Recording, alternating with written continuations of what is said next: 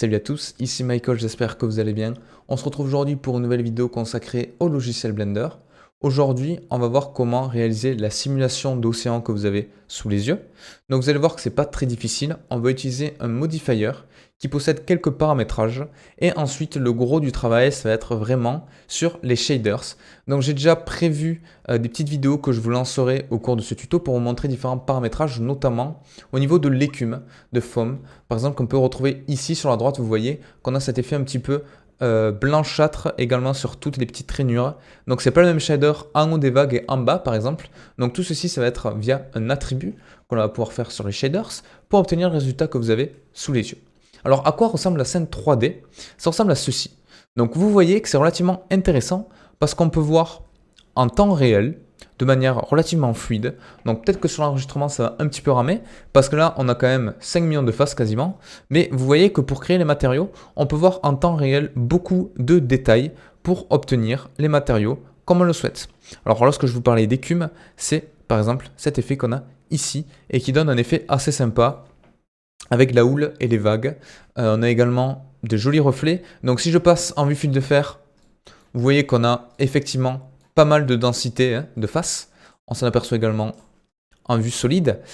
Si je me mets en preview mode, vous voyez que l'image HDRI n'est pas la même que le rendu final et du coup ça change complètement la couleur de l'eau. Donc là on pourrait s'imaginer dans une scène en océan nocturne avec la lune par exemple, l'éclairage s'y prête très bien, mais moi mon but c'est d'obtenir quelque chose d'un petit peu plus bleuté comme vous avez sous les yeux.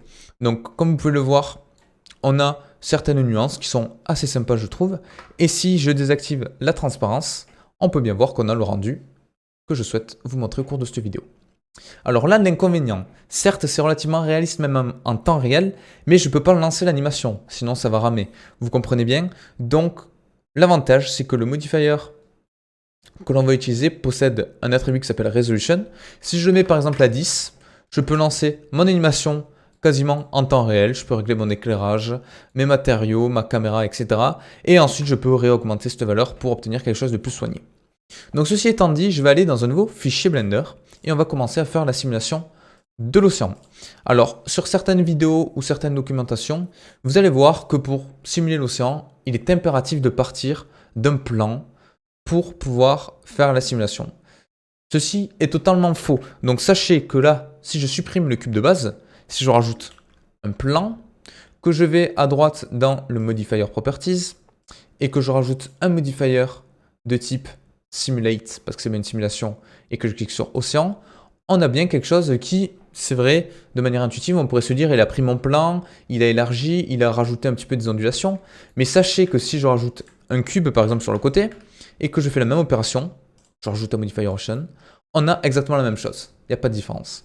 C'est vrai que c'est plus intuitif quand même de partir d'un plan parce que c'est une forme qui se rapproche plus à l'océan, donc on va dire que pour un confort d'utilisation, on va partir d'un plan, mais sachez que ce n'est pas obligatoire. Pourquoi? Parce que Blender, lorsqu'il va rajouter la simulation, il va écraser la forme de base pour générer dans tous les cas un océan avec ses propres paramétrages qui n'ont rien à voir avec la géométrie de base. Donc voilà. Alors là, on a notre océan. Si on s'attarde très rapidement sur les premiers paramétrages, on a un repeat, en X et en Y. Ça permet de faire quoi? Tout simplement, en augmentant les valeurs, vous pouvez le voir, une sorte de array, de tableau en dupliquant mon instance de base d'océan. Sachez que c'est une duplication brute, donc si vous faites un repeat 2, ça multiplie par 2 le nombre de faces. Là, par exemple, je suis à 2401 faces, c'est très précis, et si j'appuie ici sur repeat x en x2, je suis à 4802, donc le double.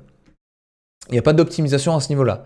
Donc moi, je vous conseille au début, lorsque vous travaillez sur l'océan, de faire tous vos paramétrages sur une petite surface, et ensuite, en fonction du champ de vision de la caméra lorsque vous voulez effectuer votre rendu, de gérer les repeats pour obtenir quelque chose qui vous convienne sans avoir du vide sur le côté de la caméra. Ce serait pas très réaliste. Donc ensuite, on a notre paramétrage qui est très important. Parce que là, par défaut, on pourrait se dire, Blender, il m'a fait ma simulation, c'est super, donc si j'appuie sur espace pour naviguer, pour parcourir la timeline, on devrait avoir une animation. Pourtant, j'ai beau regarder, rien ne se passe. Alors c'est tout à fait normal, hein. C'est pas un bug de Blender, c'est pas vous qui avez fait une bêtise, c'est tout simplement que Blender, il fait une simulation en fonction d'un paramétrage de temps, ce qui est normal, parce qu'une simulation fixe dans le temps, c'est pas une simulation, c'est une image fixe, à un moment donné. c'est un état en fait. Donc là, l'état de l'océan va varier en fonction de cette valeur temps. Cette valeur temps, elle est présente ici. Par défaut, elle est présente en 1. Si je l'augmente manuellement, on voit bien que dans ma vue 3D, on a des ondulations qui s'effectuent. Donc on a bien une animation qui pour le moment est fixe. Là, si je me mets à 9, si je navigue, on est tout le temps à 9. Mais vous allez voir que ça va être très facile pour animer ceci. Du coup, je me mets sur le temps 1. Également en bas, sur la keyframe, dans la timeline, je me mets au tout début, à savoir 1. Je mets mon curseur sur time, et j'appuie sur la touche I.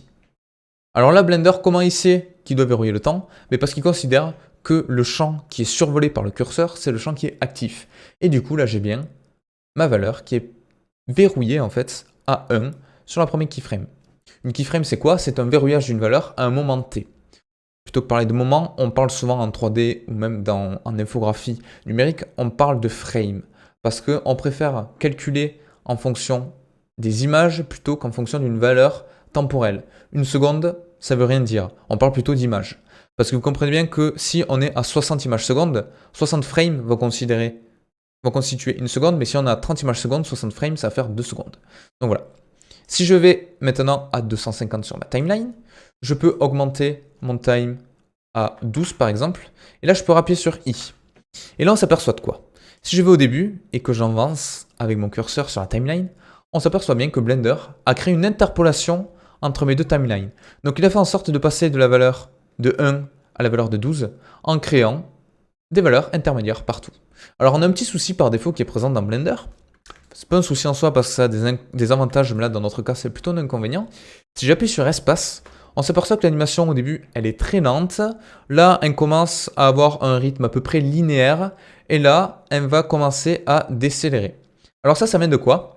Ça vient du fait que Blender, lorsqu'il interpole les images entre nos deux keyframes, il va interpréter ça non pas de manière linéaire, mais en se basant sur une courbe de Bézier. Donc pour essayer d'adoucir et d'amortir un petit peu cette animation. Donc ça, on le voit très bien si je passe en vue de Graph Editor. On a ceci. Donc on voit bien qu'on a un amortissement ici et au début et à la fin en fait, sur notre courbe. Alors qu'ici on est à peu près linéaire. Alors comment changer ça? Mais tout simplement en appuyant sur T et en cliquant sur linéaire. Et là, ça nous a brisé en fait l'amortissement. Et maintenant, si je reviens en mode timeline, on n'est pas obligé, mais hop là, c'est quand même plus facile de comprendre comme ça. Si j'appuie sur espace, on a quelque chose qui est entièrement linéaire. Donc ça, c'est nickel. Donc maintenant, second paramétrage que je vais toucher.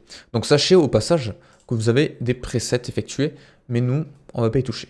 Je vais toucher la scale. La scale, c'est quoi? C'est tout simplement, on va dire, l'échelle verticale de notre objet. La hauteur des vagues, pour faire simple.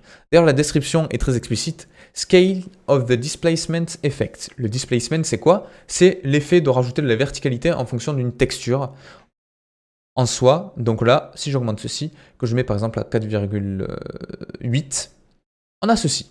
Et là, si j'appuie sur espace, on s'aperçoit que du coup, nos vagues sont beaucoup plus élevées. Donc random seed, ça permet d'avoir une génération aléatoire. Donc par exemple, je vais mettre à 3. Comme ça, on a quelque chose... Bon, allez, à 2. Comme ça, on a quelque chose qui est différent par rapport à ce que j'avais précédemment. Et donc là, on va dire qu'on est OK. On a bien mon océan qui est simulé. Maintenant, on va pouvoir commencer à faire les matériaux. Donc, je vais aller dans le dernier Viewport Shading, à savoir Render Preview.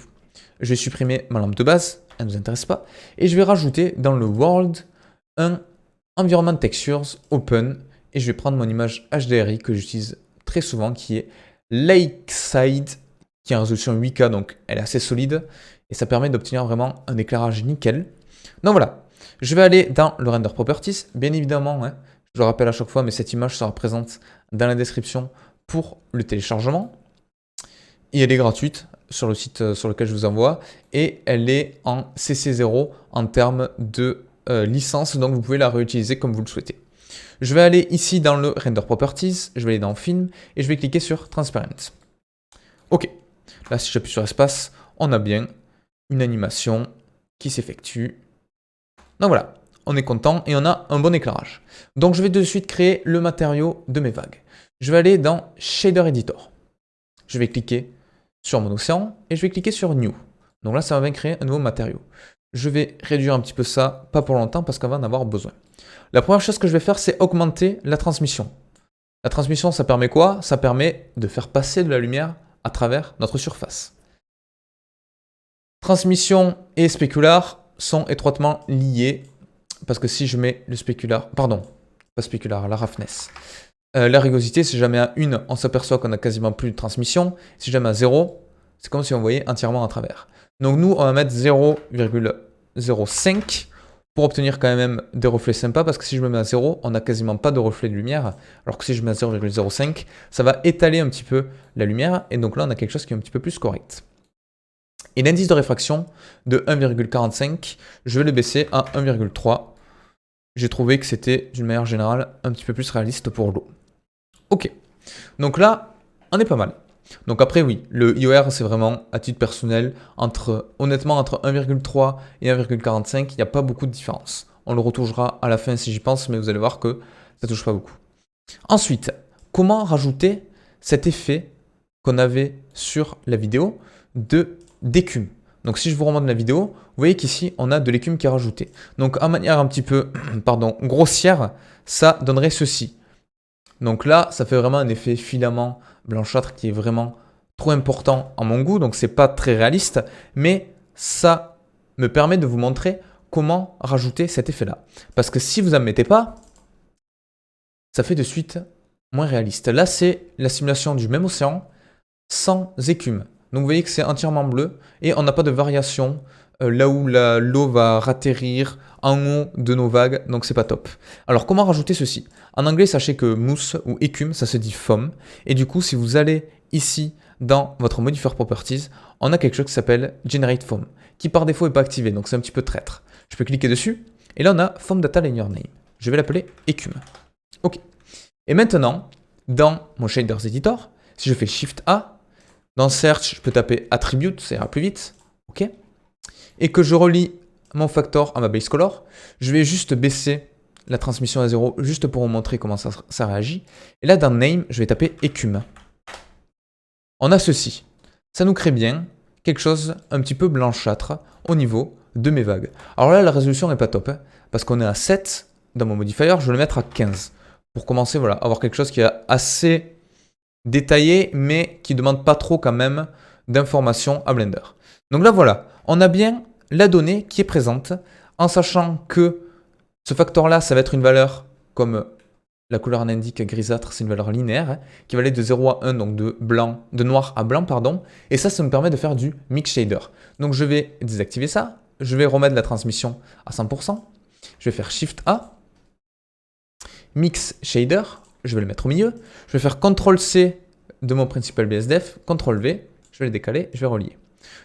Et je vais pouvoir mettre mon factor sur le factor du Mix Shader. Du coup, ça va bien indiquer à Blender que lorsque je n'ai pas d'écume, pour faire très simple, je passe dans la première branche, et lorsque j'ai de l'écume, je passe dans la seconde branche. Donc là, par défaut, ça n'affiche rien de plus. Pourquoi? Parce que je n'ai pas changé ma seconde valeur. Donc ma première, déjà, je peux la mettre un petit peu plus bleutée, voilà, pour obtenir une eau un petit peu mieux, je trouve. Voilà. Mon second, je vais le laisser blanc. Je vais baisser un petit peu la transmission. Je vais la mettre à 0,8 par exemple. Et là, on s'aperçoit que de suite, on a un petit effet sympa qui apparaît. Si je le mets à 0, voilà ce qu'on a. On a une écume qui est entièrement opaque. Donc, je vais un petit peu mettre de transmission, mais pas trop. Donc, je pense que, allez, 0,75, ça peut être pas mal. Je vais augmenter un petit peu la roughness. Donc, je vais la mettre à 0,2. Ok. Et là, on est pas mal. Maintenant, je peux mettre ma résolution à 30 et on va voir le résultat, on va dire, entre guillemets, final. Donc là, vous voyez, c'est quand même pas mal. Donc, sans écume, je vais vous montrer de suite. Je relis ça. Tac. Donc, vous voyez, on a beaucoup moins de variations si je me mets comme ça. On le voit au niveau des plis, alors que si je relis mon shader à la surface, on a quelque chose qui est accentué à ce niveau-là. Donc, je pourrais vraiment baisser ma transmission comme je le souhaite. Si je mets à 0, on a vraiment quelque chose d'opaque pour obtenir quelque chose qu'on trouve assez bien. Donc voilà, 0,5, on va dire que là, on est sur quelque chose qui est assez bien. Donc si je veux donner un effet un petit peu plus réaliste, parce que là je trouve que en plein océan, on n'a peut-être pas de l'eau, aussi clair. Donc je vais baisser tout simplement, aller un petit peu plus vers le bleu. Et je vais baisser un petit peu. Voilà, donc je pourrais faire quelque chose d'entièrement noir, mais c'est pas très réaliste. Je vais mettre un bleu un petit peu foncé. Voilà, comme ceci. Et du coup, là, on s'aperçoit que peut-être que mon écume est un petit peu trop blanche. Donc je vais augmenter un petit peu ma transmission. Pour le remettre à 0,75 comme au début. Et là, je pense qu'on est pas mal. Ok, on est pas mal, on va pouvoir positionner la caméra. Donc d'abord, je vais faire un repeat. Je vais en mettre 2. Donc je vais mettre 2 en X, 2 en Y. Je vais rebaisser un petit peu la résolution, sinon ça va être un petit peu long pour faire le paramétrage. Donc je vais mettre à 15, juste pour positionner la caméra et l'image HDRI. Donc je clique sur la caméra, j'appuie sur 0 et je vais mettre View, Lock Camera to View. Et ça me permet de déplacer ma caméra en fonction de mon zoom. Voilà, donc là, on va le mettre à peu près ici. Donc si vous avez le clipping, alors normalement ça s'affiche là. Voilà, le clip start, clip end, ça me permet d'afficher vraiment les choses qui sont trop éloignées. Vous voyez par exemple, le fond de l'océan par défaut, je crois qu'il est à 100 mètres. Donc là, si je dézoome, je ne le vois pas. Alors que si j'augmente le end dans le clip end de ma caméra, ça va me permettre d'afficher beaucoup plus de choses. Et je vais me mettre à peu près comme ceci. J'aimerais bien trouver un creux en fait comme j'avais fait sur mon image d'exemple. Donc en random seed, je vais mettre à 1. Voilà, donc là, on va dire que c'est bon. On va dire que là, on a notre image qui nous intéresse. Comme ceci, là, je vais mettre. Voilà, très bien. Ok. Donc maintenant, j'aimerais bien rajouter l'effet lumineux du soleil qui arrive sur mon océan, comme j'avais fait exactement dans l'autre rendu. Alors, comment faire? Je vais tout simplement... Donc là, il me semblait que les vagues étaient un petit peu plus hautes. Donc peut-être que j'avais géré d'autres paramétrages. J'avais quoi? Le choppiness 1, wind velocity. Non, c'était pareil, c'est juste le côté aléatoire qui m'a pas donné la même chose, mais bon, c'est pas dramatique du tout. Ok, donc là, on va dire qu'on a notre océan qui est bon. Si j'appuie sur play, on a bien quelque chose qui se simule avec des vagues qui se chevauchent, donc ça, c'est nickel. Donc je vais rajouter, comme j'ai dit, le soleil. Alors je vais aller dans le render properties. Dans le film, je vais décocher transparent. Et là, je vais avoir pas mal de choses à effectuer. Je vais faire une rotation de mon image HDRI, en fait, de telle sorte à avoir l'éclairage qui est à peu près en face, et je vais simuler le soleil avec du bloom et avec une sphère lumineuse. Donc je peux cliquer sur Lock Camera to View pour éviter que quand je bouge, ça me bouge toute ma scène. Ok. Donc, comment je vais faire? Je vais aller en haut dans mon Shaders Editor, et au lieu d'être dans Object, je vais aller dans World. Je vais faire Shift A, et je vais rajouter 2 nœuds. Le premier va s'appeler Texture Coordinate, pardon. Texture Coordinate, et le second va s'appeler Mapping. Ok. Generate, je vais le relier à Vector, et Vector, je vais le relier à Vector du Lexcake HDR. Par défaut, ça ne change rien, c'est tout à fait normal. Je vais maintenant pouvoir, grâce à l'axe Z de rotation, faire une rotation de mon image HDRI. Donc je vais la mettre à peu près comme ceci. Voilà, c'est pas mal. Et je vais faire une rotation en Y, pardon, pour éviter de voir les montagnes qu'il y a derrière et avoir uniquement le ciel. Donc là, on est pas mal. Donc maintenant, une fois que j'ai ceci, je peux rajouter avec Shift A une lampe de type Sun que je vais pouvoir mettre éloignée de ma caméra. Donc si je me mets ici, je peux déjà la mettre en hauteur. Voilà. Et très important, donc la position va rien changer. Ce qui est très important, c'est qu'en cliquant ici, je peux changer, vous voyez, l'orientation des rayons lumineux. Donc je vais le mettre à peu près comme ceci, comme si elle était sur le côté de ma caméra et que ça corresponde bien à l'éclairage de mon HDRI qui possède également un soleil. Donc si on peut faire coïncider les deux, c'est nickel. Comme ça, les reflets seront d'autant plus réalistes. Donc là, on est bon. Maintenant, je vais rajouter une sphère sur ce point-là. Donc je vais faire Shift S. Cursor to selected, je vais faire Shift A maintenant parce que j'ai déplacé mon curseur 3D ici. Donc quand je vais rajouter un objet, il va automatiquement se mettre à cet endroit-là. Donc je fais Shift A, Mesh, UV Sphere, et je vais pouvoir, en appuyant sur 0, clic droit, Sheet Smooth, la positionner correctement. Donc là, je vous conseille de mettre 2 vues 3D. Celle-là, je le mets en 0. Donc je vais essayer de faire en sorte qu'elle soit toujours alignée avec le soleil, mais il ne faut pas qu'elle soit dedans, sinon elle va me bloquer certains rayons, elle va me faire des ombres que je ne souhaite pas avoir. Ok, donc je vais pouvoir la décaler, donc je vais dans un premier temps l'éloigner carrément de mon objet, voilà, et je vais la positionner comme ceci, G, Z, et voilà. Et donc là, on est pas mal, si j'appuie sur 0, j'ai bien ma sphère qui est ici, qui va simuler le soleil, que je peux agrandir. Je peux retourner dans le Shaders Editor, repasser en Object, faire New pour créer un nouveau shader de ma sphère, supprimer le Principal BSDF, je vais faire Shift A, Shader, Émission. Et là, je vais sélectionner Surface. Je peux faire une émission, par exemple, qui est de 5. Et maintenant, on n'a pas trop d'effet de soleil qui est présent ici, c'est tout à fait normal, c'est parce qu'il faut activer le Bloom. Et là, ça me rajoute bien un effet lumineux. Voilà, comme ceci. Donc je peux baisser un petit peu la taille de mon soleil. Et donc là, on est pas mal. Donc vous pouvez mettre la couleur que vous voulez. Bon, le mieux, c'est en journée, c'est toujours être dans quelque chose un petit peu blanc, jaunâtre pour le soleil, ça donne un effet sympa. Je peux activer le Screen Space Reflection, l'Ambient Occlusion également. Et donc là, on est pas mal pour faire les paramètres finaux. Je peux retourner dans mon modifieur. En résolution, je peux passer à 30. Ça va calculer, ça va ramer, c'est tout à fait normal.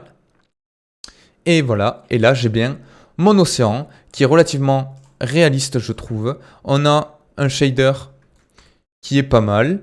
Si vous souhaitez avoir quelque chose qui fait plus océan lointain, plus foncé, vous pouvez baisser toujours la couleur ici. Sinon, vous pouvez passer sur quelque chose qui sera proche même du blanc hein, et qui va vraiment prendre la couleur de ce qu'il y a dessous. Mais du coup, vous voyez, ça donne un effet un petit peu moins sympa quand même au rendu visuel. Voilà. Donc on va utiliser quelque chose qui est transparent et blanc, par exemple en bord de mer où on a très peu de profondeur. Mais là, on a plus quelque chose de foncé quand même, je trouve, pour avoir quelque chose qui est réaliste. Donc là, si je fais un rendu d'image fixe, j'appuie sur F12. Et normalement, le calcul ne devrait pas prendre très longtemps. Vous pouvez, je ne l'ai pas dit également, faire un bake de votre océan. Comme ça, vous enregistrez en local les données de votre animation. Et voilà, on a notre océan qui est effectué. Si vous voulez faire un rendu d'animation, je vous rappelle que tout simplement, vous pouvez aller dans le Output Properties, vous changez votre file format en AV RAW et vous faites Render Animation. Et ça va vous rendre de la frame numéro 1 à la frame numéro 250 en l'occurrence. Donc voilà, j'espère que tout ceci vous aura plu. N'hésitez pas à me dire si vous avez des questions et je vous dis à la prochaine. Ciao.